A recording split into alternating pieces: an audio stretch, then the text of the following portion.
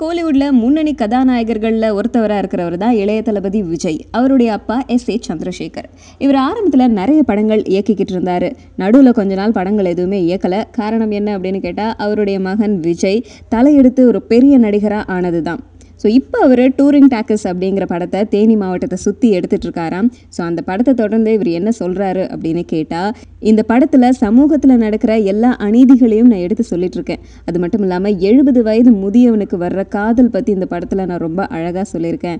நம்ம கலாச்சாரத்தை மறந்து பெண்கள் எல்லாம் வெளிநாடுக்கு போயிட்டு எவ்வளோ அவஸ்தைப்படுறாங்க அப்படிங்கிறதையும் இந்த படம் மூலமாக நான் காமிச்சிருக்கேன் அப்படின்னு சொல்கிறாரு. அது மட்டும் இல்லாமல் அந்த 70 வயது முதியவனா இவரே வந்து நடிக்க போகிறாராம். ஒருவேளை இந்த படமே என்னுடைய கடைசி படமாக இருக்கலாம் அப்படின்னு சொல்றாரு.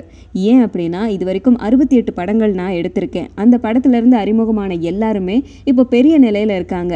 என்னுடைய 69வது படமான டூரிங் டாக்கஸ்ல இருந்து போற நடிகர்களும் பெரிய நடிகரெல்லாம் ஆவாங்க அப்படின்னு சொல்லியிருக்காரு. தன்னுடைய மகன் விஜய் தன்னை வற்புறுத்துறதுனாலேயே இந்த படத்தோட கடைசியா நான் வந்து இயக்குனர் அப்படிங்கிற ஒரு பொறுப்புல இருந்து விலகிக்கலான்னு இருக்கேன் அப்படின்னு சொல்லியிருக்காரு. இந்த படத்துல யாரு கதாநாயகன் யாரு கதாநாயகி அப்படிங்கறதெல்லாம் முக்கியமே கிடையாது.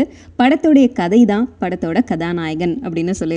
அது மட்டும் இல்லாமல் டூரிங் டாக்கஸ் எப்போ வெளியாகுது அப்படிங்கிற இலக்கு எதுவுமே இல்லை. எப்போ ரிலீஸ் ஆகும் அப்படிங்கிறத நெருக்கத்தில் சொல்கிறேன் அப்படின்னு சொல்லியிருக்காரு.